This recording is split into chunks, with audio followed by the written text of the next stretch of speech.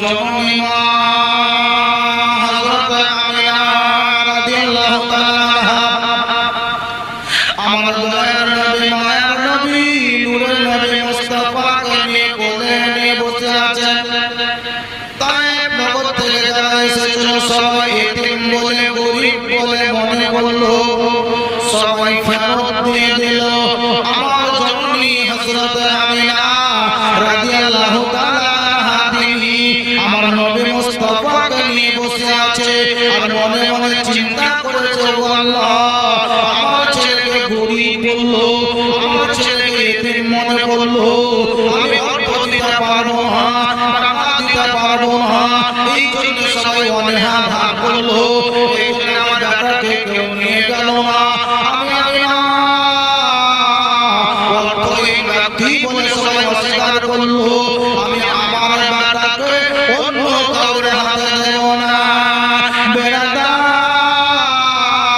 হযরত আমিনা নবী মুস্তাফাকে নিয়ে বসেই ছিলেন বাবা।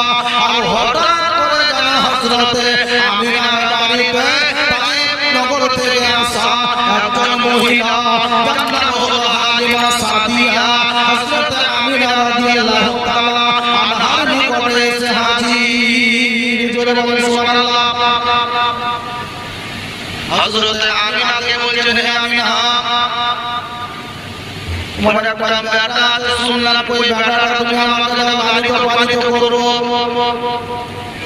হযরত আমিনা রাদিয়াল্লাহু তাআলা আনহা তিনি বলছেন, হালিমা আমি আমার বেটা অন্য কাউরে হাতে দেব না। তার কারণ আমার বাড়িতে তোমার আসার আগে তোমার তায়েব নগর থেকে একাধিক গরিব মানুষরা এসেছিল।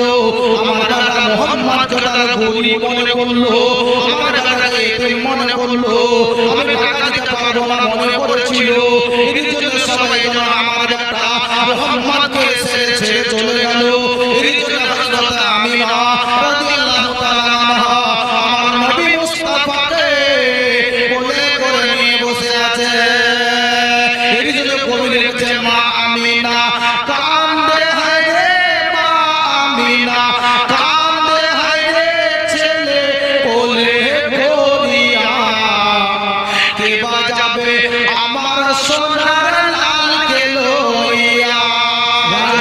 সুবহানাল্লাহ।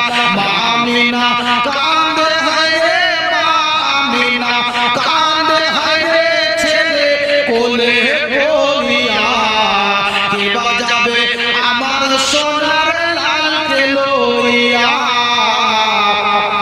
কে বাজাবে আমার সোনার লালকে লইয়া। হযরত আমিনা বলে, আরে দেব না দেব না কাউকে, আর লালন পালন করবো আমি নিজের হাতে। জোরে বলেন সুবহানাল্লাহ। আরে দেব না দেব না কাউকে,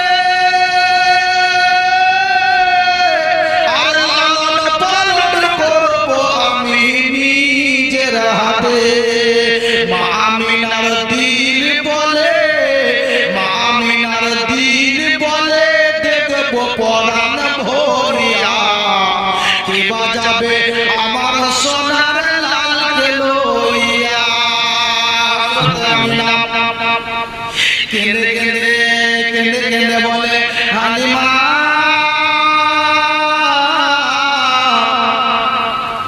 আমি মনে মনে চিন্তা করেছি গো প্রভু,